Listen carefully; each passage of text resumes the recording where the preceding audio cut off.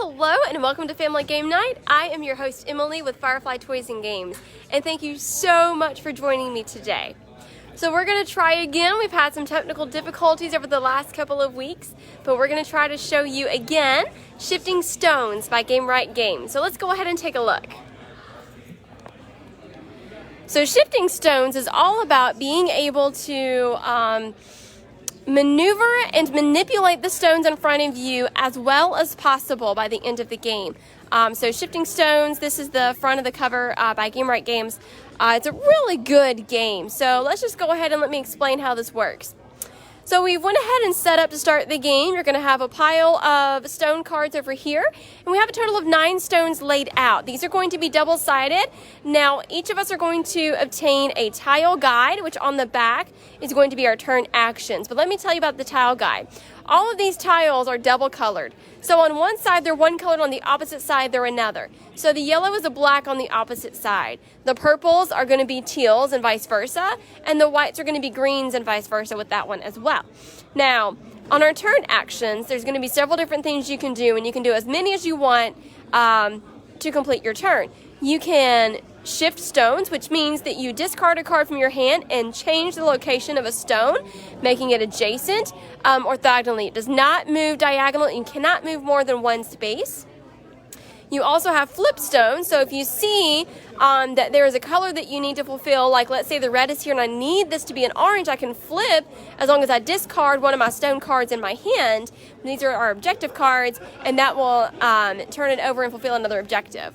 So let's go ahead and just get started. It's going to be easier to just show you while we play. So we start with a hand of 4 cards. Whenever we get done with our hand, we're always going to draw back up to the number of 4. So we're going to have several different cards with different tiles on them. Some of them are in specific locations. Some of them just show a specific orientation that they need to be in. And then they have different numbered values at the top. Now, in order to win the game, you need to have the most points. Now, the end game trigger is going to depend on how many players. I have a 2-player setup over here. So we're going to take a total of 10 cards in order to qualify for game end. So as soon as someone gains their 10th card, then we go ahead and finish out the round, and then we count up points at the end of that turn. So let's go ahead and go. Let's look and see how the board is laid out. You need to set up the board very randomly, so do a quick shuffle, turn a couple backwards in your hand while you're doing that so you don't see which colors are getting changed, and then lay them out in a 3x3 grid. Just like so. That way you can kind of see what you're dealing with. Now, this is only for 1 point, and we need orange to be beside green. Now, it's not going to be very beneficial if we end up using a higher objective card to discard them in order to fulfill a number 1 card. I would use this, if it's not already set, I would definitely use this as a discard so you can complete your movement. The number 2 card, so we need to have the yellow to be over in the corner over here. It's going to take 2 movements for that. Just depends on your strategy as to how much you would really like to do that. Now, this 3 objective card is going to need 3 teal tiles. You need 1 in the top corners, each of them, and then 1 at the bottom. Now, if you remember from our tile guide, the purples are actually teals on the opposite side. It's going to take 2 actions, but they're already set. We don't have to move it, so this is a good option for us. And the other card we have is going to be a white tile and it needs to be moved in the corner, so we're going to probably wait on that one. Since this is a higher point value, let's see if we can't discard maybe these 2 cards. And by discarding these 2 cards, we're just going to make a discard over here. And so that means we get to have 2 movements. So we're going to go ahead and use this for 1 movement and flip it over to the teal. And then our second movement consists of flipping the purple to the teal. Now that we've met our objective, we can go ahead and claim this card. So we lay this beside us and say that we've claimed the objective. Make sure everyone is aware of the objective that we've claimed, and as long as everyone agrees that is the setup the way it's supposed to be, we can either continue going, or since there's not anything else I can do, I'm going to go ahead and draw back up. See, we draw 3 cards to complete our hand of 4. If you ever want to pass your turn, you don't want to play a card, you don't want to move tiles around, you can always skip your turn and draw 2 cards, bring your hand up to 6. However, you may not pass 2 times in a row. So you have to wait between turns, and you have to actually perform an action on the next turn once you actually increase your hand limit. So let's go ahead and go to the second player. So we're going to take a look at what they have in their hand. So the yellow tile needs to be moved up in order to fulfill this objective. We need to have a purple beside the yellow. Now we just flipped that purple. Well, goodness gracious, if they would not have flipped it, we could have simply moved it down for one and it would have taken care of it. But my goodness, it's going to be 2 actions now. This needs to be a teal on top of an orange. Now you see here that the teal and orange are beside each other, so we can't turn it. It unfortunately has to be specifically this alignment. So that's not going to work. Oh, but it might, because the red on the other side is an orange. So if we want to discard a card, nah, I wouldn't discard a card for that. Now this one is a 5-pointer, and I'm pretty sure this is going to be the highest number objective card that you're going to have in your deck at any point in time. So these are going to be really good to save if you feel like you can complete them fairly quickly. So the green is right there. It only takes 1 movement to move it over. Purple's on the opposite side. That's a 2nd movement.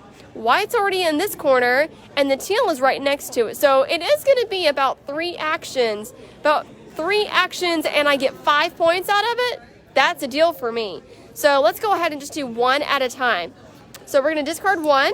We're going to move this tile over. Now we cannot flip and move, just so you know. All right, so the second one we're going to discard. And we need to flip this back to our purple. And the third one, we're going to simply move the green over. Now remember, don't flip while you're actually moving them, because it's going to be very important. Now I have everything lined up and I can go ahead and use this. Now I've got 5 points to my name right now, or second player does. So now we're going to go back and go ahead and draw 4. Okay. And as soon as you draw up, even if you have something in your hand that matches, you have to wait till your turn, because it's actually an action in order to claim a card. So we're going to do just one more round just to show you how this will play out, and then we'll go ahead and tell you about in-game scoring. All right, we're just taking a look real quick at the cards that we have. So green goes back to white. The yellow would have to come down. That's a lot of movement for 5. We could still hold on to it. Let's go ahead and go for this one. So we're going to discard this card.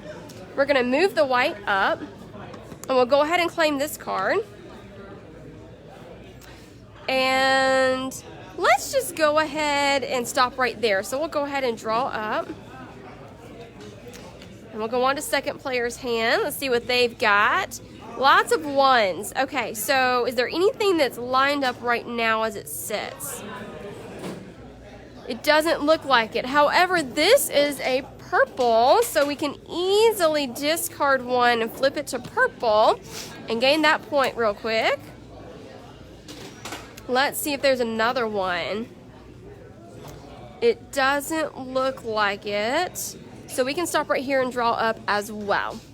All right, let's go ahead and say that we've been playing for several turns and someone's acquired the 10th card. Now, I know we don't actually have 10 cards, but this is just going to go ahead and give you an example of how to score in the end.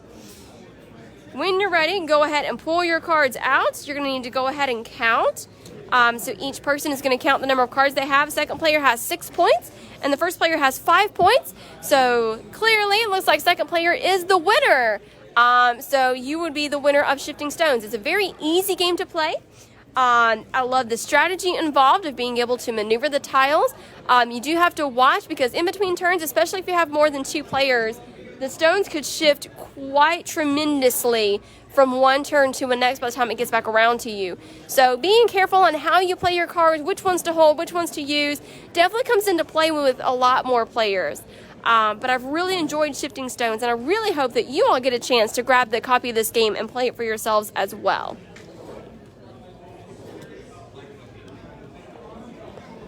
Well, I know it was a real quick run through of Shifting Stones by Gamewright Games, but I hope you've enjoyed it. I hope this encourages you guys to kind of pull some more family games back out and to be able to play again at home.